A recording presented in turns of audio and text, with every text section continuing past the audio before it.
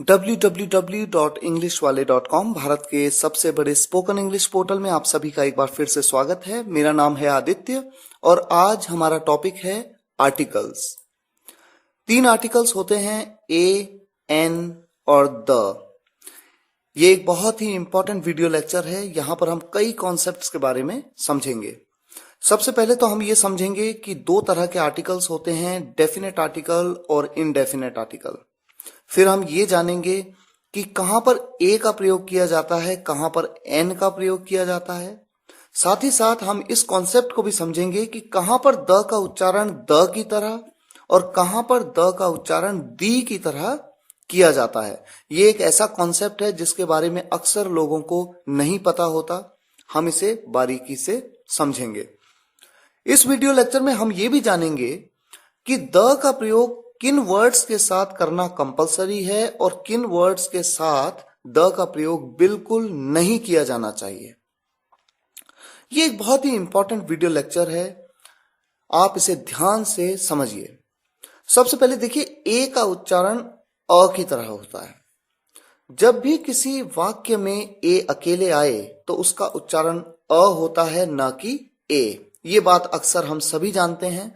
Sentence देखिए, एक example के तौर पे, this is a pen. This is a pen, हम कहते हैं अ, क्योंकि ए का उच्चारण जब वो अकेले आता है किसी सेंटेंस में तो अ की तरह होता है। आगे बढ़ते हैं और समझें कि आर्टिकल्स 2 टाइप के होते हैं, 2 प्रकार के होते हैं। एक है डेफिनेट आर्टिकल और इनडेफिनेट आर्टिकल।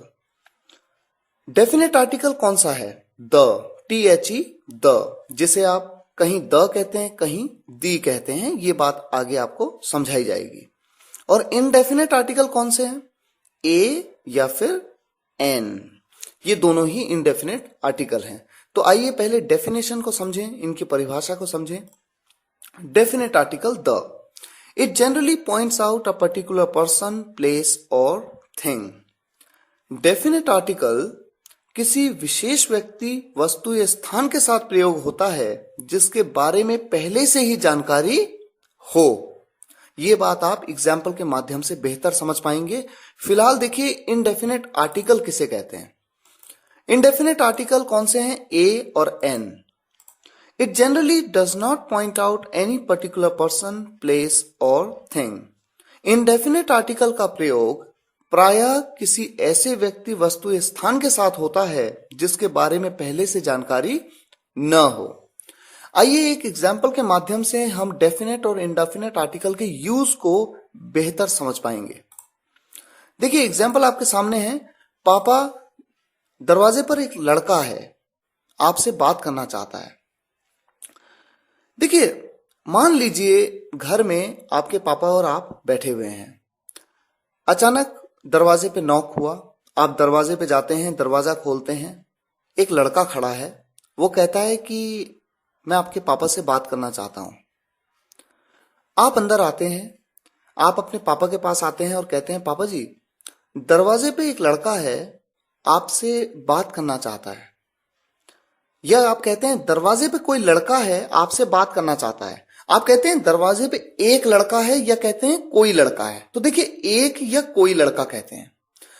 अच्छा, एक तो ये सिचुएशन है। और दूसरी सिचुएशन देखिए, मान लीजिए घर में आप और पापा जी बैठे हैं। आपके पापा आपसे डिस्कस करते हैं कि एक लड़का आएगा, कुछ देर में एक लड़का आएगा, वो मुझसे बात करने आएगा किसी मुद्दे पे, किसी भी मुद्दे पे। अब होता क्या है कि दरवाजे पे नॉक होता है। आप जाते हैं, दरवाजा खोलते हैं, आप देखते हैं हाँ, वाकई में एक लड़का आया है। तो जब आप वापस अपने पापा जी के पास आते हैं तो आप कहते हैं, पापा, दरवाजे पे वो लड़का है, आपसे बात करना चाहता है। आप ऐसा नहीं कहते कि दरवाजे पे एक लड़का है, या आप ऐसा नहीं कहते कि दरवाजे पे कोई लड़का है। क्यों? क्योंकि पापा ने आपसे उस लड़के के बारे में पहले ही बात की थी और आपको जानकारी दे दी थी कि हाँ, कोई लड़का आएगा। तो देखिए, फर्क आ गया। पहले अगर आप उस लड़के के बारे में आपको कुछ पता ना होता तो आप कहते दरवाजे पे एक लड़का है, या कहते दरवाजे पे कोई लड़का है।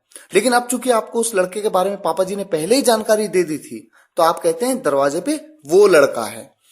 तो यही कॉन्सेप्ट डेफिनेट और इनडेफिनेट आर्टिकल का है। जब आप कहते हैं एक या कोई लड़का तो उसके लिए आप यूज करते हैं अ बॉय, और जब आप कहते हैं वो लड़का जिसके बारे में पहले से ही बात हो तो आप कहते हैं द बॉय। और यही बात मैंने आपको डेफिनेशन में बताई थी, अगर जानकारी पहले से हो तो वो एक डेफिनेट आर्टिकल है, वहां पर द का यूज किया जाएगा। और अगर जानकारी पहले से न हो, किसी विशेष व्यक्ति वस्तु या स्थान की बात न हो, तो आप वहां पर ए या एन का प्रयोग करेंगे। इस बात को कहां पर ए का प्रयोग करेंगे, कहां पर एन का, ये बात आगे स्लाइड्स में आपको समझाई जाएंगी। फिलहाल एक और एग्जाम्पल देखते हैं। इस एग्जाम्पल के माध्यम से डेफिनेट और इनडेफिनेट आर्टिकल के बारे में थोड़ा और समझें। आपके सामने एग्जाम्पल है, यही तो किताब है जिसके बारे में मैं बात कर रहा था। देखिए यहां पर किताब के बारे में आप पहले ही बात कर चुके हैं, तो आप कहते हैं this is the book I was talking about. This is the book. आपने बुक से पहले क्या लगाया, द लगाया, क्योंकि उस बुक के बारे में आप पहले ही बात कर चुके हैं। लेकिन दूसरा सेंटेंस देखिए, यह एक किताब है, सिंपल सी बात। इस किताब के बारे में पहले कोई डिस्कशन नहीं हुआ, आप सिंपली बता रहे हैं कि यह एक किताब है, तो आप कहते हैं दिस इज अ बुक। यहां पर आप ए का प्रयोग करते हैं, यानी एक इनडेफिनेट आर्टिकल ए का प्रयोग।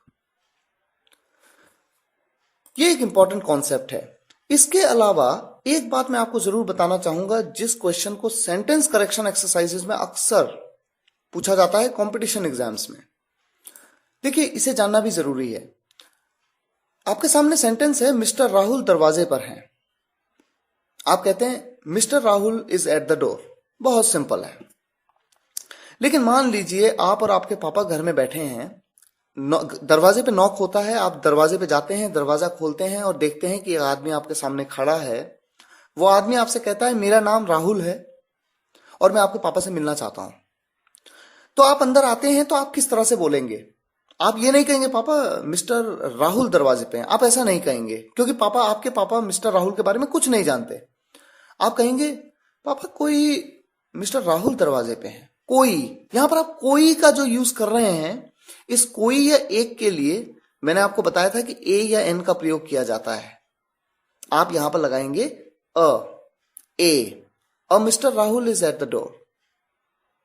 अ mister Rahul is at the door. बड़ा अजीब सा आपको लगेगा कि अ का प्रयोग कैसे किया गया, जबकि किसी नाम से पहले कभी भी किसी आर्टिकल का यूज नहीं किया जाता। ये बात आगे मैं आपको स्लाइड्स में बताऊंगा भी। लेकिन नाम, प्रॉपर नाउन से पहले ए का प्रयोग ऐसे कॉन्सेप्ट में किया जा सकता है जहां पर कोई का सेंस हो। कोई राहुल दरवाजे पर है या कोई सीता दरवाजे पर है, तो a Rahul is at the door, a Sita is at the door. ये एक बहुत ही इंपॉर्टेंट कॉन्सेप्ट है। जैसे जैसे आप इंग्लिश आगे सीखते जाएंगे, आपको नए नए कॉन्सेप्ट समझ में आते जाएंगे और आप हैरान होंगे कि ऐसा हो सकता है। आपको अंदाजा नहीं था कि ऐसा भी हो सकता है। आइए आगे बढ़ते हैं और समझें कि कहां पर ए का प्रयोग किया जाता है और कहां पर एन का प्रयोग किया जाता है। ए और एन के प्रयोग के बारे में समझने से पहले आपको यह समझना जरूरी है कि इंग्लिश और हिंदी दोनों लैंग्वेजेस में वॉवल्स और कॉन्सोनेंट्स कौन कौन से होते हैं। वॉवल मतलब स्वर और कॉन्सोनेंट का मतलब है व्यंजन। देखिए इंग्लिश के 5 vowels A E I O you, और कौन से कॉन्सोनेंट्स हैं? बाकी बचे हुए सभी 21 लेटर्स कॉन्सोनेंट्स हैं। B C D F G H J K L M N P Q R S T V W X Y Z. इसी तरह से हिंदी लैंग्वेज में आपके सामने वॉवल्स आपकी स्लाइड में, आपकी स्क्रीन पे इस समय दिख रहे हैं। वॉवल साउंड, स्वर की ध्वनि देखिए कौन कौन से लेटर्स हैं हिंदी वर्णमाला में। अ आ ई ई उ ऊ ए ऐ ओ औ अंग आह। और कॉन्सोनेंट साउंड कौन से हैं? क ख ग घ ग च छ ज झ य ट ठ ड ढ ण त थ द ध न प फ ब भ म य र ल व श श स ह अक्षत्र ज्ञ। आर्टिकल्स में जब हम कहते हैं कि ए का प्रयोग कहां पर होगा और एन का प्रयोग कहां पर होगा, तो वहां पर सबसे पहले आपको ये जानना बहुत जरूरी है कि वॉवल साउंड कौन से हैं हिंदी के और कॉन्सोनेंट साउंड कौन से हैं हिंदी के। अब मैं आपको बताऊंगा कि ऐसा मैं क्यों कह रहा हूं। देखिए, एन का प्रयोग कब किया जाता है? If the next word starts with a vowel sound. Vowel नहीं बोला मैंने कहा वॉवल साउंड। और वॉवल साउंड कौन से हैं हिंदी के? वॉवल साउंड जो अभी आपने पढ़े थे, अ आ ई उ ए ऐ ओ औ अंगा।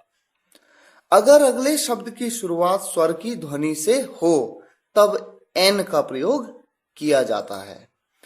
और इसी तरह से if the next word starts with a consonant sound then a will be used. अगर अगले शब्द की शुरुआत व्यंजन की ध्वनि से हो तो ए का प्रयोग किया जाएगा। देखिए, एग्जांपल्स आपके सामने हैं। अ यूनिवर्सिटी, यहां पर यूनिवर्सिटी जो वर्ड है इसकी शुरुआत यू से हुई, यू से, तो इसके साथ ए लग रहा है। क्यों लगाया ए? क्योंकि यू की जो ध्वनि है, देखिए यू है तो एक वॉवल, एक स्वर है, अंग्रेजी का एक स्वर है, वॉवल है, लेकिन इसकी ध्वनि देखिए, इसका साउंड देखिए, इसका साउंड है य। यूनिवर्सिटी, य का साउंड आ रहा है। चूंकि ये एक कॉन्सोनेंट साउंड है, व्यंजन की ध्वनि है, इसलिए यूनिवर्सिटी के साथ मैंने ए का प्रयोग किया। अक्सर लोग इसमें कंफ्यूज होते हैं। वो कहते हैं कि इंग्लिश के जो 5 वॉवल हैं, ए ई आई ओ यू, इनमें से कोई वॉवल से अगर वर्ड शुरू होगा तो हम एन का प्रयोग करेंगे। ये गलत है, ये सही नहीं है। बात इंग्लिश के ए ई आई ओ यू वॉवल्स की नहीं है, बात वॉवल के साउंड की है। अगर ध्वनि स्वर की आई तो आप एन का यूज करेंगे, और अगर ध्वनि व्यंजन की आई तो आप ए का यूज करेंगे। यहां पर देखिए, भले ही ये वर्ड यूनिवर्सिटी की शुरुआत यू से है जो कि एक वॉवल है, लेकिन ध्वनि किसकी है, साउंड किसका है, वॉवल का है कॉन्सोनेंट का है? तो यहां पर साउंड है कॉन्सोनेंट का, क्योंकि हम कहते हैं यूनिवर्सिटी, य से शुरुआत है, और य क्या है, एक व्यंजन की ध्वनि है हिंदी अल्फाबेट में, हिंदी वर्णमाला में, जैसा कि मैंने आपको बताया। इसी तरह से आप देखिए एन आवर, आवर के साथ एन क्यों लगाया? जबकि एच तो एक कॉन्सोनेंट है, एच जो है एक इंग्लिश का एक कॉन्सोनेंट है, लेकिन फिर भी यहां पर इसका साउंड वॉवल का है। हम कहते हैं एन आवर, आ, और आप जानते हैं आ जो है एक वॉवल साउंड है, आ, इसलिए हमने एन का प्रयोग किया है। और ऐसा भी कहा जाता है कि एच एक साइलेंट है, इसी वजह से भी आवर की ध्वनि आती है, आवर। देखिए, कुछ एग्जांपल्स और आपके सामने हैं। जैसे हम कहते हैं अ बॉय, बॉय के साथ अ लगाया क्योंकि ब कॉन्सोनेंट साउंड है। अ पेन, यहां पर प कॉन्सोनेंट साउंड है। एन ऑनेस्ट, यहां पर वॉवल का साउंड है, ऑनेस्ट अ का साउंड है, इसलिए एन का प्रयोग किया गया। इसी तरह से देखिए एन ईयर, यहां पर ई का वॉवल साउंड है, इसलिए हम कहते हैं एन ईयर। और यहां देखिए एक और important point, a year, year, यहां पर ये ईयर है, ईयर नहीं है, ये ई से नहीं शुरू हुआ, ये य से शुरू हुआ, ईयर। इसलिए यहां पर चूंकि कॉन्सोनेंट य का साउंड है, इसलिए ए का प्रयोग किया जाता है, अ ईयर। कुछ और एग्जांपल्स हैं। एनएमएलए, यहां पर हम एन क्यों लगाते हैं? जबकि एमएलए में तो शुरुआत एम से हो रही है, एम एक कॉन्सोनेंट है। बात कॉन्सोनेंट की नहीं है, बात कॉन्सोनेंट की साउंड की है। देखिए यहां पर एम एल ए, आप कहते हैं एम ए से शुरू करते हैं एमएलए को, एम ए, तो ए जो है ये एक वॉवल का साउंड है, इसीलिए आप एन का प्रयोग करते हैं। इसी तरह से देखिए अ यूनियन, यहां पर य का साउंड आ रहा है जो कि एक कॉन्सोनेंट साउंड है, इसलिए आप ए का प्रयोग करते हैं। एन ऑरेंज, आप एन का प्रयोग करते हैं क्योंकि ऑरेंज अ का वॉवल साउंड है। इसी तरह से एक इंपॉर्टेंट कॉन्सेप्ट है कि कहां पर द बोलेंगे और कहां पर दी बोलेंगे। बहुत ही सिंपल, दी का प्रयोग कब करेंगे? जब अगले शब्द की शुरुआत स्वर की ध्वनि से हो, if the next word starts with a vowel sound. और द का प्रयोग कब करेंगे? If the next word starts with a consonant sound, बिल्कुल उसी तरीके से जैसे ए और एन का प्रयोग किया। ए का प्रयोग कब करते हैं? जब कॉन्सोनेंट साउंड से शुरू हो। एन का प्रयोग कब करते हैं? जब अगला वर्ड वॉवल साउंड से शुरू हो। इसी तरह से दी का प्रयोग कब करते हैं? जब अगला वर्ड वॉवल साउंड से शुरू हो। और द का प्रयोग कब करते हैं? जब अगला वर्ड कॉन्सोनेंट साउंड से शुरू हो। एग्जाम्पल आपके सामने है, आप इन्हें आसानी से समझ सकते हैं। The boy, the pen, the ear, the ear, the honest, the elephant. देखिए द एलिफेंट, ए, क्योंकि यहां पर स्वर की ध्वनि आई इसलिए दी लगाया, द एलिफेंट। कभी आपने नोटिस किया होगा जब मूवी फिनिश होती है तो हम कहते हैं दी एंड, हम द एंड नहीं कहते हैं, हम दी एंड कहते हैं। क्यों? क्योंकि एंड, ए की ध्वनि कौन सी ध्वनि है? स्वर की ध्वनि, इसलिए हम कहते हैं दी एंड। द हाउस, तो ये एक इंपॉर्टेंट कॉन्सेप्ट है। अब आप ये समझिए कि कहां पर द का प्रयोग किया जाता है, वेयर टू यूज द, कहां पर करना कंपलसरी है। देखिए यूनिक पीपल और ऑब्जेक्ट्स के साथ में जो केवल एक हैं, इकलौते हैं। The sun, the earth, the earth, यहां पर आप क्या कहेंगे? The earth. क्यों कहेंगे? क्योंकि अ एक वॉवल साउंड है। The moon, the president, the CEO, the world, the sky. इसी तरह से द का प्रयोग विशेषण के साथ, उन विशेषण के साथ किया जाता है, उन विशेषणों के साथ किया जाता है जो एक पूरे ग्रुप का बोध कराते हैं, जो पूरे ग्रुप का या जाति का बोध कराते हैं। जैसे देखिए the old, the young, the rich, the poor. जब आप कहते हैं ना द ओल्ड, तो यहां पर आप एक आदमी की बात नहीं करते, पूरी कम्युनिटी की बात करते हैं, पूरे ग्रुप की बात करते हैं। इसी तरह से with famous buildings, museums and monuments, प्रसिद्ध भवन, संग्रहालयों व स्मारकों के साथ में आप द का प्रयोग करते हैं। The Taj Mahal, the Qutub Minar, the Lal Qila, the Eiffel tower. देखिए द आईफिल टावर, आईफिल, आ से अ से शुरू है, अ की ध्वनि है, इसलिए आप कहते हैं the Eiffel tower. The globe. इसी तरह से द का प्रयोग कहां पर और किया जाता है? With superlative degrees of an adjective. Superlative degrees के साथ आप हमेशा द का प्रयोग करते हैं। एग्जाम्पल्स आपके सामने हैं। The highest, the most, the lowest, the youngest, the oldest, the nearest. और इसी तरह से with ordinal numbers you use the, क्रमवाचक संख्याओं के साथ में। The last chapter, the first time, the third member, the second occasion, the penultimate number. इस तरह से आप प्रयोग करते हैं। एक जगह और, with countries the names of which include kingdom, states और रिपब्लिक।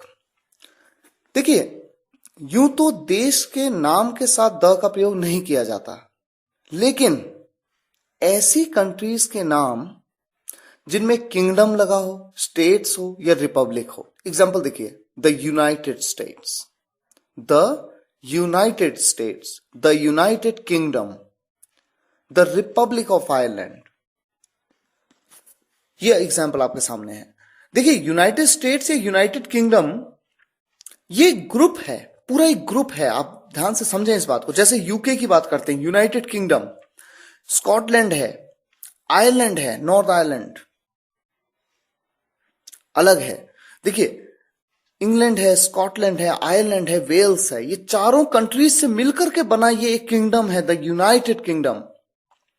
तो जब भी वर्ड, किसी कंट्री के वर्ड्स में स्टेट्स या किंगडम या रिपब्लिक आए तो वहां पर आप द का प्रयोग करते हैं। With countries that have plural names, ऐसी कंट्रीज जिनका नाम एक प्लूरल फॉर्म में हो, जैसे नीदरलैंड्स, देखिए एस लगा हुआ है, फिलीपींस एस लगा हुआ है, एक प्लूरल फॉर्म है, यहां पर द का प्रयोग आप करते हैं।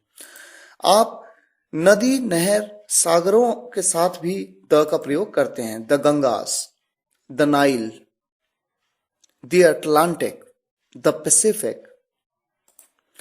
या फिर आप फैमिलीज के नाम के साथ भी द का प्रयोग करते हैं, परिवारों के नाम के साथ। The Ranas, the Khans, the Tatas, the Birlas, the Ambanis, the Guptas, the Jacksons. इस तरह से पूरे खानदान को, पूरे एक परिवार को डिनोट करता है।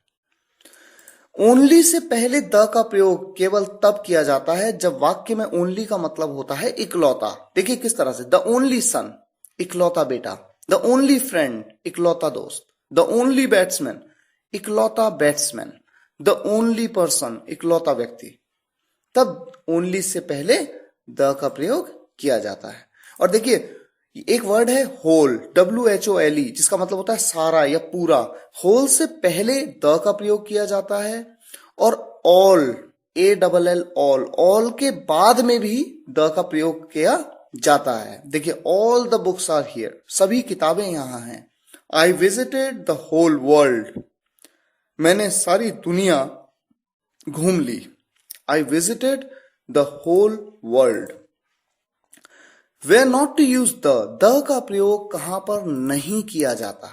देखिए before the name of a disease, किसी बीमारी के नाम से पहले द का प्रयोग नहीं किया जाता। Before the name of a language, किसी लैंग्वेज के नाम से पहले द का प्रयोग नहीं किया जाता। जैसे हिंदी, आप द हिंदी नहीं कहते, या द इंग्लिश नहीं कहते आप, या द अमेरिकन नहीं। आप किसी लैंग्वेज से पहले, लैंग्वेज के नाम से पहले द का प्रयोग नहीं करते हैं। इसी तरह से किसी प्रॉपर नाउन से पहले द का प्रयोग नहीं किया जाता। प्रॉपर नाउन के बारे में आपको नाउन चैप्टर में बताया गया है। किसी व्यक्ति, वस्तु, स्थान के नाम को प्रॉपर नाउन कहते हैं। उसके नाम से पहले आप द का प्रयोग नहीं करते।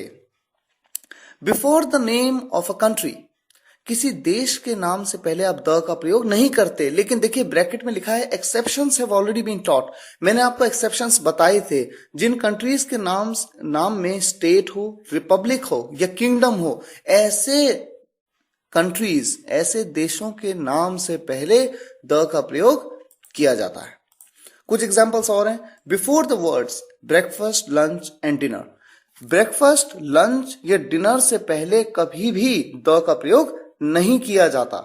और इसी तरह से एक थोड़ा सा इंपॉर्टेंट और है जो कि सेंटेंस करेक्शन एक्सरसाइजेस में अक्सर कंफ्यूज करता है। हॉस्पिटल से पहले कभी द का प्रयोग नहीं करते। गॉड, भगवान, गॉड से पहले कभी द का प्रयोग नहीं करते। और स्कूल से पहले भी कभी द का प्रयोग नहीं किया जाता। हमें उम्मीद है इस वीडियो लेक्चर में आपने आर्टिकल्स के बारे में कुछ बेहद महत्वपूर्ण जानकारियां ली हैं। हमने एक प्रयास किया है कि हम आपको डिटेल में इस टॉपिक को समझा पाएं।